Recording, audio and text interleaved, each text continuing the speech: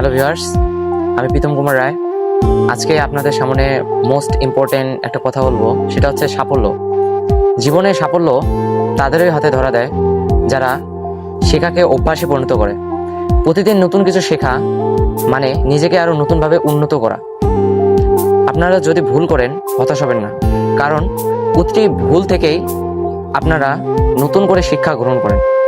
তাই তো একটা প্রবাদেই আছে যে মানুষ মাত্রই ভুল, টু আর ইজ হিউম্যান। আমি আরো একটা কথা বলবো, যে সেটা হচ্ছে যে শিক্ষণীয় একটা দিক, সেটা হচ্ছে যে আপনি সবসময় মনে রাখবেন যে আই অ্যাম এনাফ, যে আমি নিজেকে তৈরি করার জন্য আমি নিজে যথেষ্ট। যখন আপনি নিজেকে তৈরি করার জন্য আপনি নিজেকে যথেষ্ট, এই কনফিডেন্সটা যখন আপনার মাঝে তৈরি হবে, তখন আপনি দেখবেন যে সাফল্য আপনার সন্নিকটে।